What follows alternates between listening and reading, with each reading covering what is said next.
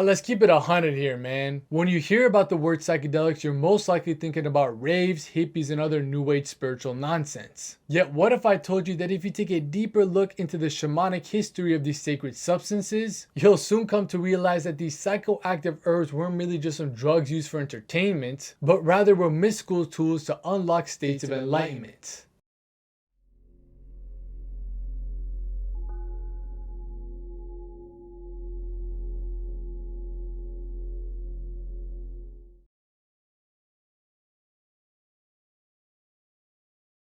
And then when I started working on psychedelics, I was really struck by the fact that one of the things humans have used plants for forever is to change consciousness.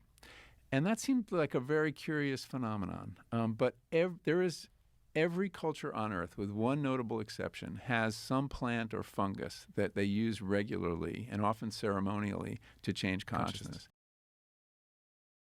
The wisest and noblest teacher of life is nature itself. This quote right here from Leonardo da Vinci exemplifies a core principle seen within the esoteric teachings of time. As many of these ancient cultures and traditions throughout human history understood that the mysteries of the universe were unraveled by studying the science of our surroundings. Recognizing the keys to this cosmic blueprint of reality lay hidden within the lessons contained within God's creations, with none being more impactful on our soul's development than the sacred herbs we have come to call psychedelics, a group of powerful substances found all over the world that have been used for ages to aid in the expansion and overall evolution of our consciousness, acting as a source of mystical medicine designed to help mankind reconnect back with the divine. However, within the modern world we live in today, many of us have completely forgotten about the true purpose behind these psychoactive plants, treating them merely as recreational drugs to party at raves, rather than respecting them as guides to realize the self. Because these plants contain the knowledge to the secrets of life itself. If you approach them with respect, these spirits will teach you things that you cannot learn in any other way. People who take them casually are like children playing with nuclear bombs. These are not substances for escaping boredom, but doorways into the soul of the universe. So enough said, man. If you're ready to really dive into the shamanic roots of psychedelics, then just sit back and relax. Because it's time for your boy to break this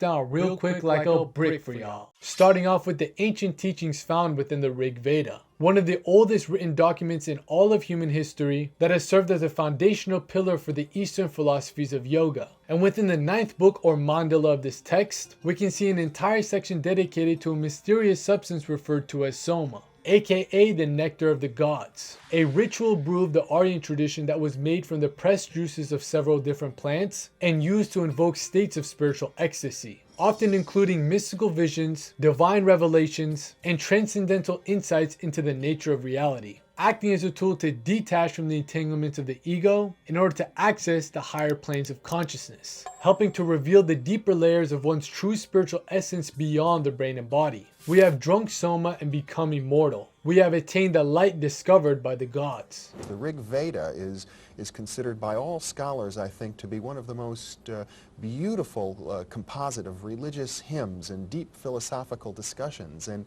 yet when one reads the Rig Veda carefully, one discovers an enormous emphasis on a mysterious, apparently hallucinogenic substance called Soma.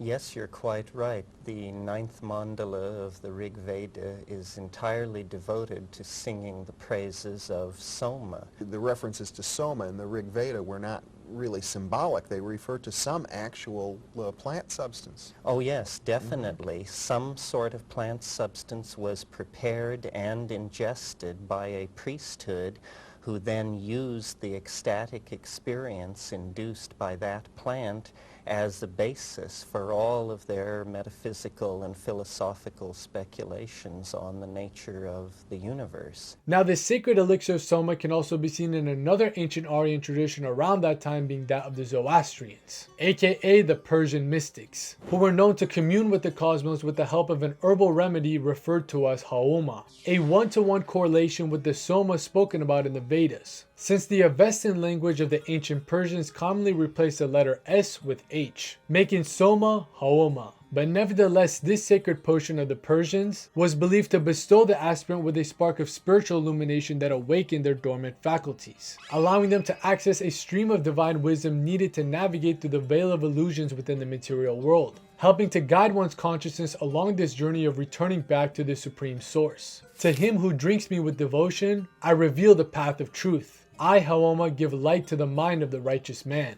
The Zoroastrian religion is generally considered to precede the Vedic religion of Soma. Soma is this mysterious Vedic intoxicant of great antiquity. The ninth mandala of the Rig Veda is this enormous hymn of praise to Soma, greater than Indra, it says. Unbroken throughout the history of the Zoroastrian religion is the sacrament of Haoma, H-A-O-M-A. Haoma and Soma appear to be historically related. In the classic phase of the Zoroastrian religion, the only method for gaining knowledge about the invisible world was the use of drugs. Any other method was scorned as completely preposterous. And since this is rather close to my own position, I'm pleased to find it in place early. They talk in that book, they discuss how there is this concept in Zoroastrianism of what is called the Menang world.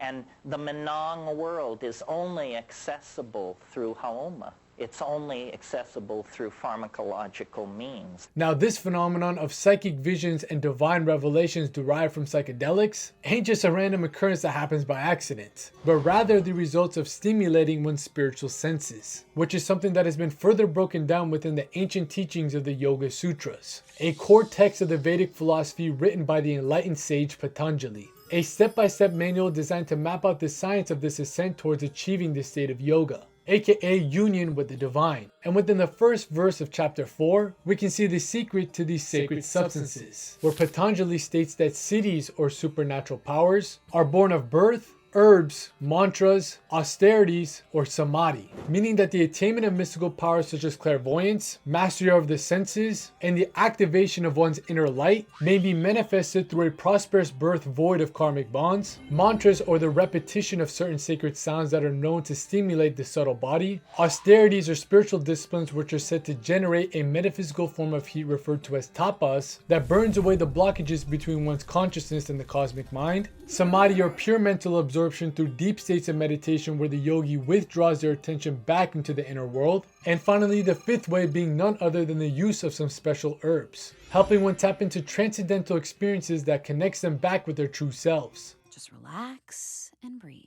I don't think this is gonna work, but okay. It's working! How did you... What is happening? This must be enlightenment. It feels so good.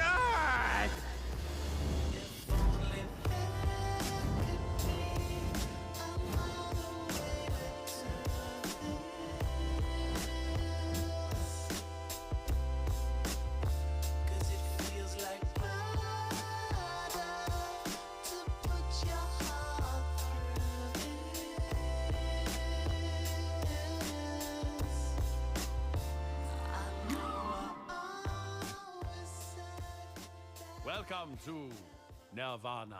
But hold up now, bro. Before you try to awaken these spiritual superpowers by taking psychedelics, it needs to be noted that these psychoactive compounds were not just given to everybody and anybody during these ancient times. As again, these cultures and traditions did not view them as regular recreational drugs, but rather revered them as living entities that opened up hidden portals into the higher dimensions of life. So in order to handle these highly potent plant medicines, a prerequisite purification process was needed to prepare one's mind and body for this ascent towards the soul. Which brings us on over to the role of the shaman, aka the psychedelic doctor himself, an archetype that can be seen in cultures all over the world who embodied a figure that served as a living link between the physical and spiritual realms of reality. acting as a messenger of the gods and the guardian of the spirits contained within these sacred substances, using these herbs to heal others and help them navigate through the hidden aspects of their own being. Matter of fact, the word shaman itself can be translated to as the one who knows, signifying the fact that these individuals got a whole lot of game that extends far beyond just the material plane. The shaman is a specialist in the sacred,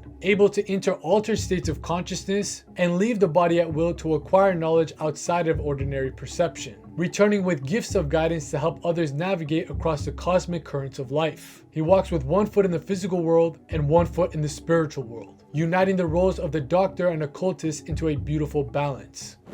There is a very strong and important difference between a shaman and a priest. A priest receives his ordination from his superiors. He receives something from a tradition which is handed down. A shaman doesn't. He receives his enlightenment by going off into the forest by himself, to be completely alone. A shaman is a man, in other words, who has undergone solitariness. He's gone away into the forest to find out who he really is.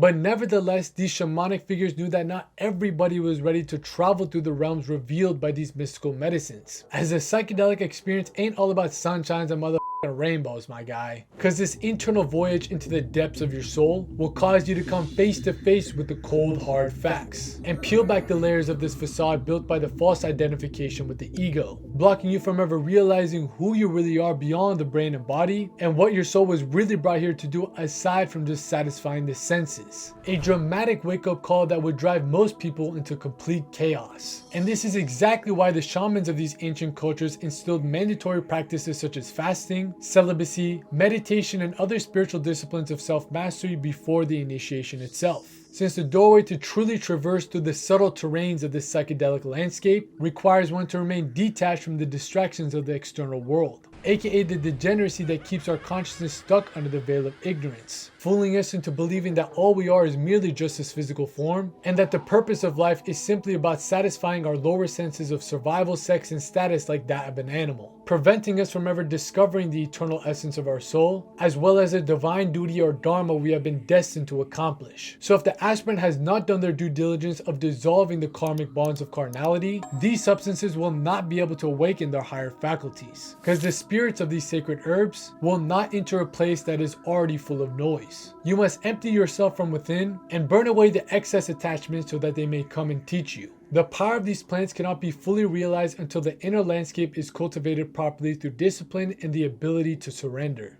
The bad psychedelic experience is a involuntary confrontation with what Jung would describe as the shadow.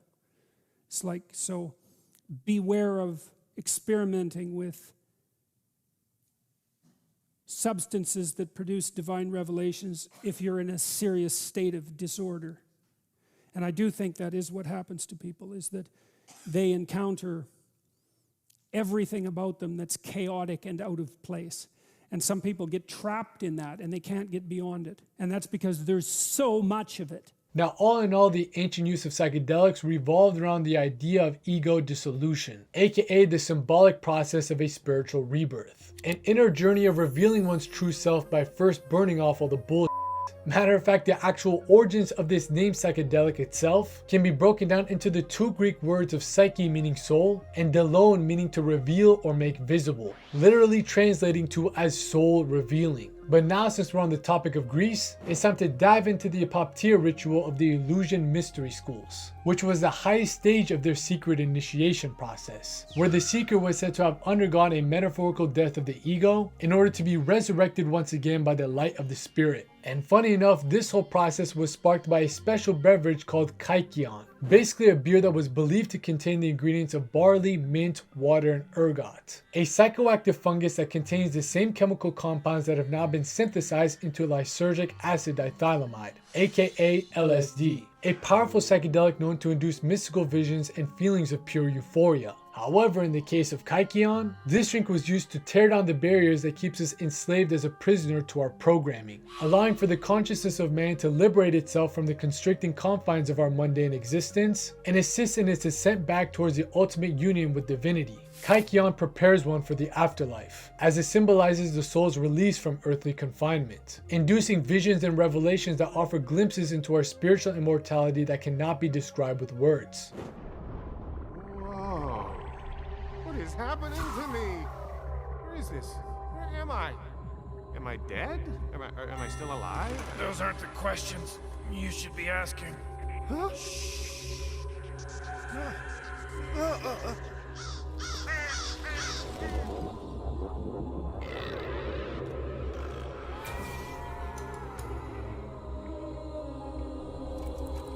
Now this is something that can also be seen within the shamanic ceremonies of the Amazon jungle, where over centuries indigenous tribes have been using an ancient brew often referred to as the wine of the soul, aka ayahuasca, an herbal tea made from a mixture of two separate plants, one containing the super powerful psychoactive compound of DMT or dimethyltryptamine, which in modern times has been coined the spirit molecule due to its ability to stimulate mankind's sixth sense of supreme wisdom, said to awaken the third eye of intuition and send one into a deep meditative trance where they are met with the underlying nature of reality. However, the second ingredient of this mystical concoction is where the magic is actually made, as this includes a secret vine that contains MAO inhibitors, which prevents specific digestive enzymes found within our stomach that break down DMT, allowing this chemical to be ingested within the drink and cross the blood-brain barrier, letting it fully bind to the serotonin receptors of our psyche, which starts off this sacred purge. An intense process where the seeker is said to go through profound periods of peeling back layers of emotional trauma, egoic attachments, and other internal baggage that has been blocking them from ever accessing these higher states of consciousness. A spiritual detox protocol where one is symbolically scrubbed from the inside out and released from the karmic ties that suffocates the soul.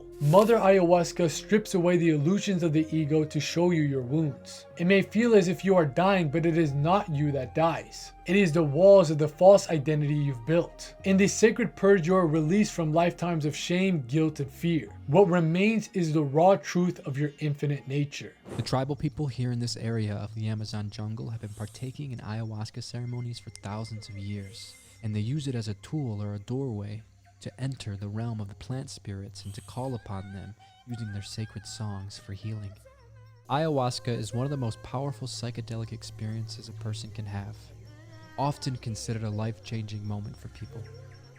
What's going to happen? Strangers puking in buckets, having even stranger visions that somehow help them overcome their inner suffering. And now, while this might sound really enticing, it needs to be noted that psychedelics can only provide you momentary flashes into these states of spiritual freedom, essentially acting as a free trial to tour these transcendental realms. But at the end of the day, when it's all said and done, intoxication is not the same as illumination, because these sacred plants are only tools to get a temporary taste of divine bliss, and not an actual sustainable foundation for your conscious evolution. So while psychedelics can give you glimpses into what enlightenment is like, they cannot ensure that you remain a realized being. A key point that is further emphasized within the story of a man named Richard Alpert, aka Ram Dass, a former Harvard professor during the 1960s, who worked on the Harvard psilocybin project alongside another fellow psychonaut, Timothy Leary. Now, this scientific study was aimed at investigating the conscious expanding effects of psychedelic substances, seeing if it could possibly alter deeply ingrained habits and behaviors within an individual. And funny enough, during this time, even with all the academic accolades and success Alpert accumulated as a high-level Harvard professor, he still had openly admitted feeling deeply unfulfilled in life, addicted to the external validation of society in order to find any meaning or purpose behind his existence. So when Leary, who had just returned from a trip to Mexico where he tried psilocybin mushrooms, mentioned his life-changing experience, Richard Alpert became increasingly more and more curious about what these plants could potentially offer, eventually leading him down the path of taking one for the team and experimenting with psychedelics on himself in the name of science. And safe to say, this first trip shocked him to the motherfucking core.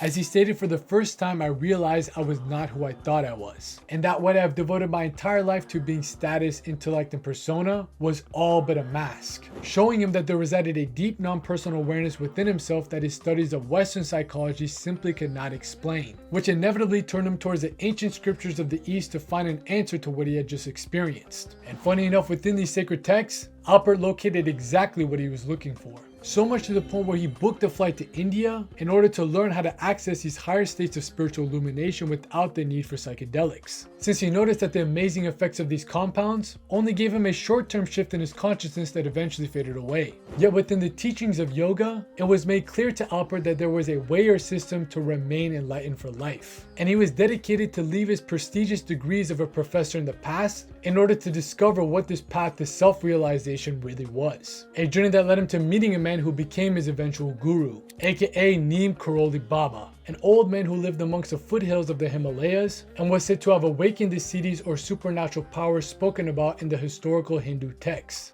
In the 60s, in March 6, 1961 to be exact, Timothy Leary gave me psilocybin, and it changed my life. It changed my life in the sense that it undercut the models I had of who I thought I was. And all the socialization and child development that had left me with a very strong somebodyness, it cut that out. And of course, there was fear in losing that familiar identity.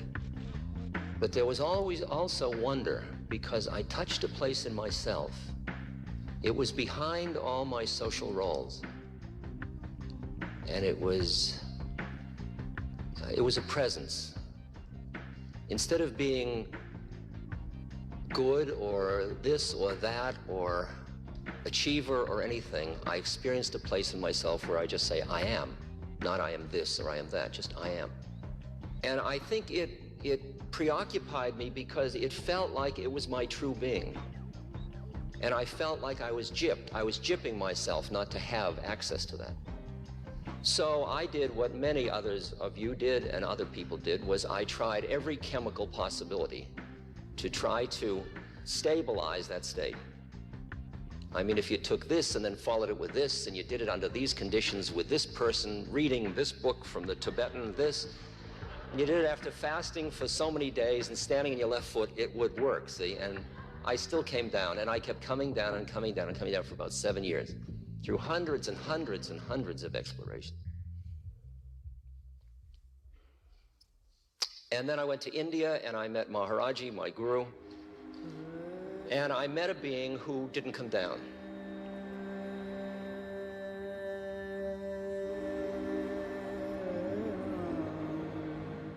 However, Richard Alpert was determined to test out the truth behind this theory firsthand for himself, questioning if there could be a human being out there that lived day to day in the same states he experienced briefly through the help of psychedelics. Well, soon enough, Alpert found his answer, as he gave the guru over 1,000 micrograms of pure LSD to see what would happen, a dose that would leave most people hallucinating for a week straight. But to his surprise, this Maharaji was straight chillin' like a villain, showing no signs or alterations from his regular behavior. It seems as if he was completely unfazed by this psychoactive substance, so much to the point where Alpert had to question if he even took the pills, to which Baba then responded yes. Richard then asked him, well, what happened? The great guru then looked him in the eyes and said nothing happened, leaving the Harvard professor absolutely stunned, thinking how could this old man just sit there in serene silence with such a massive amount of a mind-altering chemical flowing through his system? This had to be some sort of joke or dream. But funny enough, what was said next by Neem Karoli Baba is what finally woke him up from this material dream of Maya,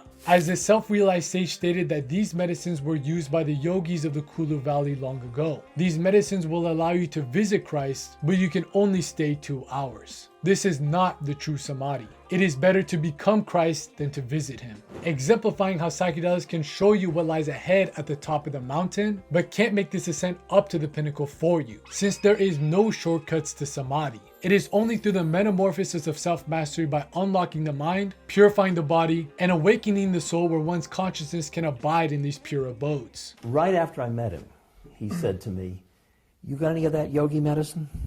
I said, "What yogi medicine?" I thought he meant vitamins. I said, "I've got some, but they won't help a man like you, you know." He said, yogi medicine, yogi. Somebody said, I think he means the acid. I said, you mean acid? He said, yeah. So I brought acid, and I had pills that were 300 micrograms each. So he held out his hand, so I gave him one, which is a good dose. And he kept, come on, so I gave him a second dose.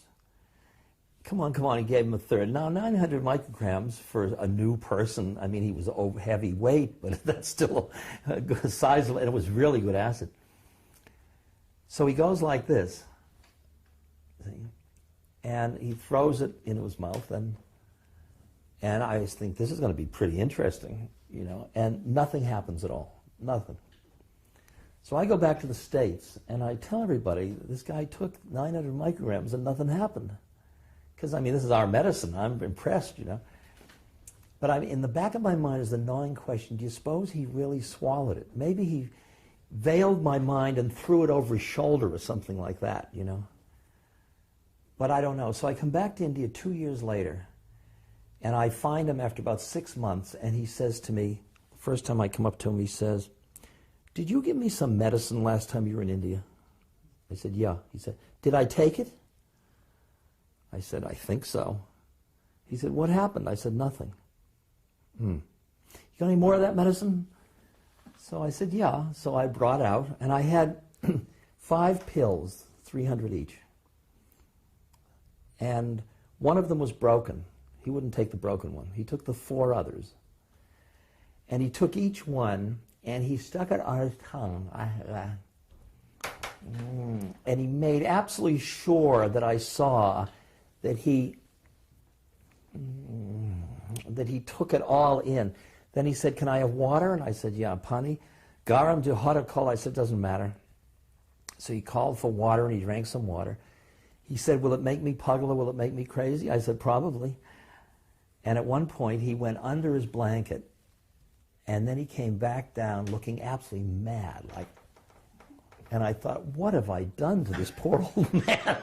He doesn't understand the power of our medicine, and he probably did throw it over his shoulder last time, and I've trapped him into taking it. Oh my God, how can I live with this? And all this. And then when he had me totally paranoid, he laughed in glee. And nothing happened. And then he said, these were known about thousands of years ago. He said in the Indus Valley, in the Kulu Valley, he said. But he said, most of that's been forgotten now. Yogis don't do the preparations for this kind of experience anymore. They did fasting and they did things before this. And so later I said, should I ever take acid again? He said, if you're in a cool place and you're alone, which is interesting, and your mind is turned towards God, you're feeling much peace, it could be useful. Okay. And other people said, got him to talk about it, and he said to them, using Christ as the image, he said, it would allow you to come in and have the darshan of Christ, your medicine. But you can only stay 2 hours, and then you have to leave. He said, you know, he said, it would be better to become Christ than to visit him. Now, even with all that said, bro, when you really take the time to break things down, you'll soon come to realize that these substances are a double-edged sword, capable of carving out the roadmap to self-realization, or instead becoming an escape from reality. Yet the decision between these two outcomes all comes down to the intent of the user, since the difference between medicine and poison is dosage and usage, which is exactly why your boys got you covered with a full guide on how to take psychedelics for psychological and spiritual growth. A whole step-by-step protocol that can be found within our private Patreon community, providing you with all the tools, tips, and techniques needed to have a transcendental trip. Cause hell man, if you are gonna geek out with the food of the gods, then you better be doing it properly, making sure that you maximize this mystical experience while also staying safe throughout the process. So enough said, man. If you're ready to really see what's up with these psychoactive herbs, then click the link posted in the description box down below to access the full guide, as well as all the other exclusive content within the community. But nevertheless, it is imperative for you to understand that psychedelics ain't some type of savior. Yet if we take the same approach as these ancient shamans, we can return back to the esoteric esoteric roots of how they were originally used. Acting as guides help us travel through the labyrinth of our inner worlds in order to reveal the hidden secrets of the soul, since psychedelics are merely chemical keys that frees up the nervous system from its ordinary patterns, dissolving the boundaries of the mind, including that of the ego. Once this veil has been lifted, the true work begins. So come on now, man, treat these plants with respect and they'll show you how to connect.